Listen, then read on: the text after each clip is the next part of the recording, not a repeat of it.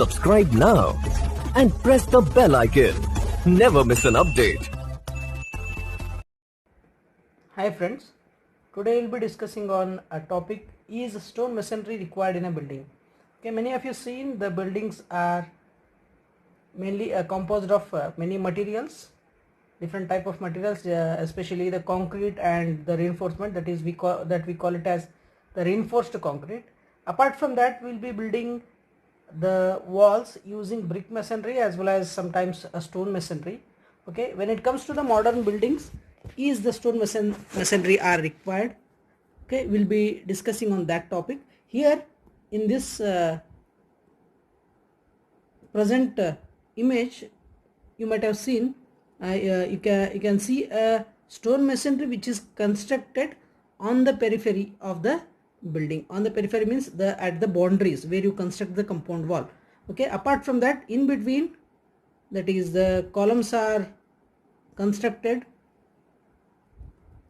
Okay, there we don't have any stone masonry for the columns. Okay, where you can build all the upcoming walls over the columns. Okay, here what we'll do, we'll be going for the outside stone masonry. It acts as a retaining wall. Okay, so these retaining walls will carry a lateral forces. Okay, for example, here we'll be filling the earth. Okay, so the lateral forces will be acting. Whatever the earth filling will be done here, okay, these forces will be acting on the stone masonry. Okay, here you can see the remaining columns are left open. So here what we'll do, okay, this is the parking level of the building. Over that I'll be laying beams. Okay, first of all, what I'll do, I'll construct a footing. Okay, that when the excavation is done, okay, line out or layout is completed, we'll be excavating bed concrete, footing, as well as the construction of columns up to the parking level. Once if it is completed, I'll be going for the stone masonry on the periphery of the building. Here you can see in the image, okay, only the stone masonry is constructed on the periphery. Okay, so apart from that, what I'll do, whatever the load coming from the walls as well as the slab, something, what are the structural elements are there, okay, those will be carried only by the columns and footing. Okay, so the role of stone masonry is very less, okay, in the framed construction. Earlier we used to construct the stone masonry or the load bearing constructions. Wherever you have a walls, the superstructure walls, there you need to construct the stone masonry to carry or to transfer a load coming over that one. Okay, whereas in this, okay, what happens in the framed structures, okay, will be only laying the columns, footing, as well as over that will be constructing a beam. For example, here I'll be constructing a beam or casting a beam over this one.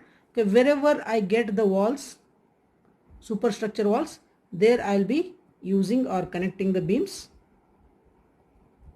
Over that I'll be resting. Okay, before that you need to fill all the earth here. Okay, here whatever the portion is empty up to the parking level, okay, that will be filled using the muram. Okay, when it gets filled, okay, you'll be going for, or when it is filled, okay, you'll be laying the beams through column to column. Once if it is completed, okay, so whatever certain period will be left for the curing.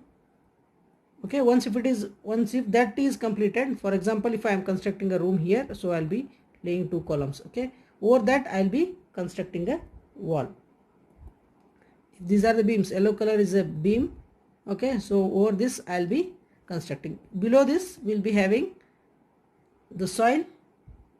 Okay, so no need to worry, because whatever the beams are there, okay, those are designed for the applied loads. A, B, C, whatever beams are there, those are designed for the applied loads. So for this, actually the stone masonry is not required wherever the load carries. Okay, only it acts as a retaining wall in a building. Okay, so I think you understood this concept, or why exactly the stone masonry are required or not. Okay, if required, where exactly it is built and where you can save the unnecessary expenditure. okay, because you are providing the columns as well as beams. Beams will able to carry whatever the loads coming over that one, and those are able to transfer the load which is coming over to the beam, okay, and beam to column. Okay, so beams are capable to carry and transfer the loads to the columns. Okay, so that's why only the stone masonry is constructed as a retaining wall or earth retaining structure. Okay, so in the next video, how exactly the filling will be done and how exactly the beam lines will be laid and beams will be casted. Okay, that we'll discuss in the next video. Until then, thank you.